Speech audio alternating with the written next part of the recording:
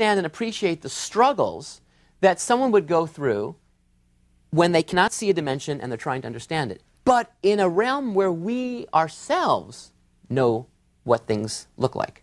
So in particular, I want to sort of capture the essence of a very famous book by Edwin Abbott called Flatland, which he wrote in 1884. He wasn't actually a mathematician, he was a theologian, but he was enamored with this idea of flatland. It's a very, very tiny book, and it's a beautiful read, and it really tries to capture the idea of the fourth dimension, and he does it by analogy.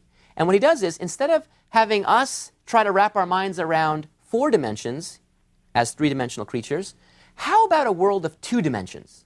A world of 2 dimensions, and we try to explain to 2-dimensional creatures what, in fact, the 3-dimensional world is.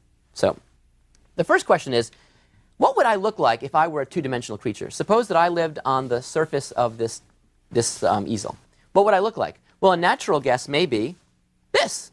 Here's an artist rendition of me, maybe. You might think this looks me. I'm sort of skinny looking, right? Glasses and so forth. Right. But that's actually not a good guess. And the reason is because if my entire universe, in fact, was the surface of this easel, let's look at my eyes for a second. What would I be able to see in my world? Well, look really closely, and you'll see that my eye would be able to look out and see the inside of my glasses. And if I looked out here, I'd see the inside of these glasses here, and here, and here.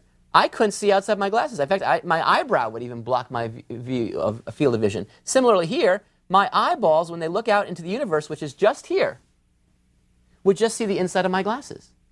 This, in fact, is not how I would look as a 2-dimensional creature. Notice my mouth, for example, is on the inside of my head. So if there were food here, if there was a piece of food and I wanted to get to it, that food could not get to me because it would keep hitting the side of my face.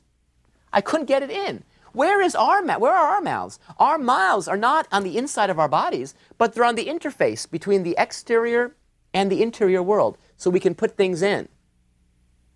And similarly, my mouth should not be inside, but they should be on the outside. So a better version of how I would look might be something like this.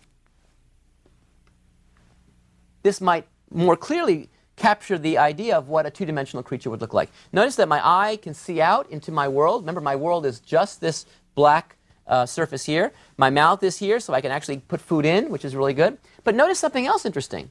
From your vantage point, you have a panoramic view of the second dimension that we as 2-dimensional creatures can't appreciate. Because you can see it all at once. It's a panoramic. All I can see is straight ahead. So in particular, you can actually see my brain. You can actually see the inside of my body. Even though, of course, if I had a friend here, if my friend would look at me, what would my friend see? All my friend would see when he looks out with those 2-dimensional eyes is just my skin, which is this 1-dimensional feature right here. And if he looks all around me, I'm completely sealed up to him. I'm completely sealed to him. Oops, my goodness. I'm completely sealed to him, even though from your extra degree of freedom, you can actually see inside and outside at the same time. So again, it's a peculiar thing to explain. If you wanted to give me a lobotomy, for example, maybe not a bad idea, all you'd have to do, you wouldn't have to actually even cut my 1-dimensional skin open. Because all you'd have to do is just literally just go there and start touching my brain without even cutting my skin. Similarly, arguing by analogy, if there were a 4-dimensional creature, how would we look? Well, we would look open to that creature. That creature would be able to see our internal organs simultaneously with our exterior world. We'd be open up just as I'm open here as a 2-dimensional creature. Are we really sort of cut open? No, it's that extra degree of freedom that allows a 4-dimensional creature to peer right in. Let me try to illustrate this with some quick examples. For example, suppose that I had some gold here that I wanted to protect. So here I am, protecting my gold. You can see it's kept in a 2-dimensional vault, which is good because that's my world. I'll have my friend here also guard it. So we're all watching the sides. If I wanted to get to the gold, by the way, what I have to do is I have to actually open the vault, you see, and then remove the gold out. Okay, fine. But I'm going to seal the vault, and I'm going to watch around here. My friend's going to watch around here, and it's completely covered, guarded. Now, as a 3-dimensional creature, though, I claim we can actually steal the gold without ever breaking the vault. How could we do that? Well, now I'll be a 3-dimensional creature. All you do is come right over, parallel to the whole universe, and just take out the gold. Notice I never actually touched the vault. Well, what happens when I as a two-dimensional creature, open the vault. Well, when I open the vault, what do I see? It's gone. You know, I'm all excited. Oh my God, it disappeared. How could that be? And I don't understand it because my friend and I were watching the whole time and no one ever came even by, and yet now it's gone. How can that be explained? Well, the idea is we came in from an extra degree of freedom. What would the analogy be here? The analogy might be something like this. Imagine that you have something in a sealed box. You take a sealed box and you open it up and you put something inside of it, like the gold, and you close it. Now, from our vantage point, we can watch all the sides very carefully and guard it. No one's ever coming in. If there are a four-dimensional creature, this box would be open, just like this is open to us. That person could reach in, grab it, we open it up, and what do we see? It's empty. It's empty. And what a sort of eerie feeling. It's almost like magic. But really, it makes complete sense if we view that extra degree of freedom as a thing we can go through and pierce. All right, let me show you another quick example just to build some more intuition. Let's assume that, in fact, there was a two-dimensional killer bee that was in the two-dimensional world, and a former student sent it to me as a gift, and it could kill just by touching you. However, happily, there's this red lasso around it, and so therefore, in fact, I'm protected. Well, how could someone actually have this killer bee provide some terrorism upon me? Well, they couldn't touch the bee because then they'd be dead. But what could they do with the rope? If it were a three-dimensional person, a three-dimensional student, they could actually pick up a piece of the rope. Now, what would happen if the rope were to be picked up out of the plane of the universe? Now, let's think about it from the vantage point of the two-dimensional me. So here's the plane. You see my eyes right along the plane, and I see that rope. What would happen if the rope were to be lifted up? Now, if it were to be lifted up, of course, it would just be coming over here. But all I could see is that line of sight. What would happen to the rope? It would just disappear, because part of it would be hanging out in the extra dimension. So all of a sudden, the rope just disappeared. Oh my goodness, and what's looking at me? This terrorist bee that could come and attack me. So by just lifting up the rope would disappear, and then when the bee escaped, what could my three-dimensional student do? That three-dimensional student could just let the rope go back into my world, and what would the illusion be? The rope would just fuse back together. So what I would see in my universe of two dimensions is the rope would disappear and then glue back together, even though what actually was happening was that I was dangling up an extra degree of freedom. How can we actually show this in our world? Here I've got some scissors, and here I've got a loop of rope with a knot in it. And it's a sealed rope, you can see. And so what can I do? Well, without ever cutting it, I'm going to leave the scissors right here so you can see I'm never ever going to cut it. I'm going to use the fourth dimension. What I'm going to do is take a piece of this rope and push it into the fourth dimension. If I push this rope into the fourth dimension, what's the illusion that we would see? It would look like the rope actually would be broken open. But really, it's not broken. It's just hanging an extra degree of freedom, just like this rope was pulled out and off the plane. So if we do that, what we'd see is something like this. Now, it looks like I broke the rope, but I didn't because the scissors are way over there. Never touch the scissors.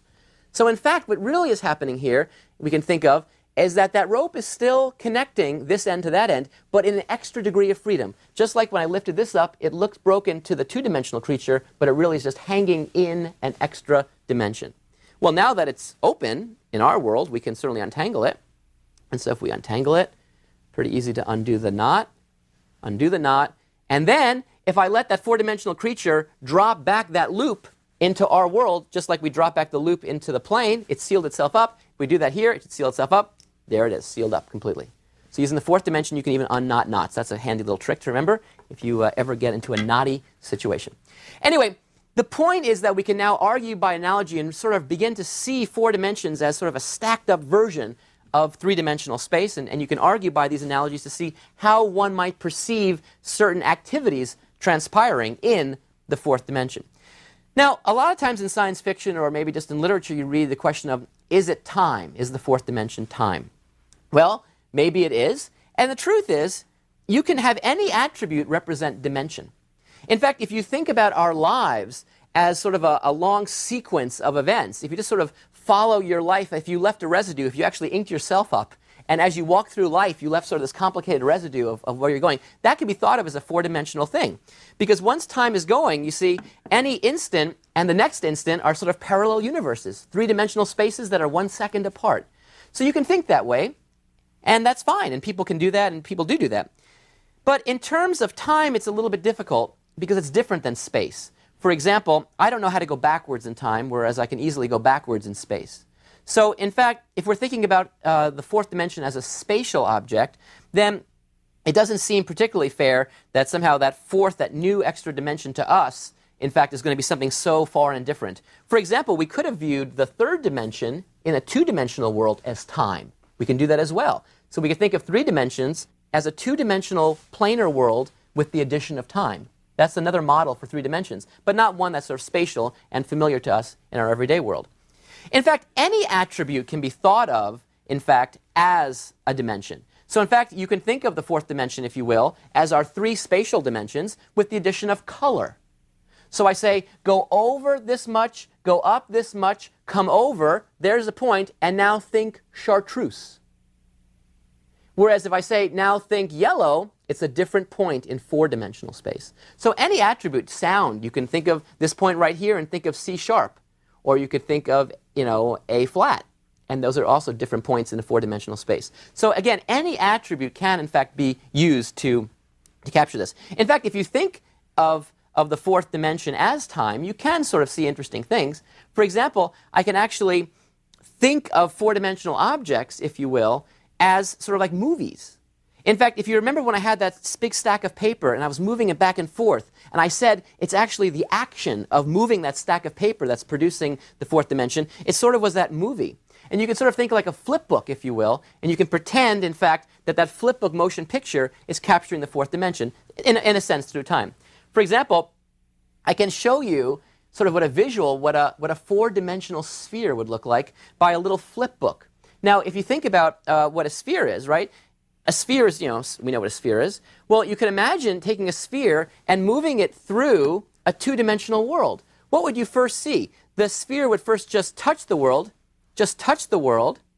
at a point. And then as the sphere passed through that world, we'd see little circles that become big circles until we get to the most large waist part of the band of the circle, and then it would shrink back down to a dot. What would happen if we took a four-dimensional sphere and moved it through our world? Well, arguing by analogy, we'd see a dot, and then a bigger sphere, and so forth.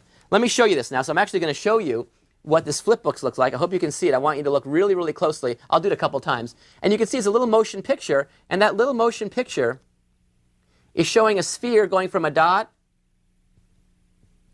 to a big sphere back to a little dot again. And that's what the illusion would be if we took a sphere and move it through. So there you have it. Okay, well, it turns out that we can develop an intuition into worlds that are invisible just by arguing by analogy and looking at simple things deeply. Now, while the fourth dimension still remains invisible to us, in the next lecture, we're going to attempt to actually make it more visible to our eyes, at least to our eye in terms of the eye of the mind, by exploring some geometric objects in the fourth dimension. We're actually going to build some physical objects that are going to capture or resemble, in some unusual way, what four-dimensional objects look like. So get ready for that adventure in the next lecture.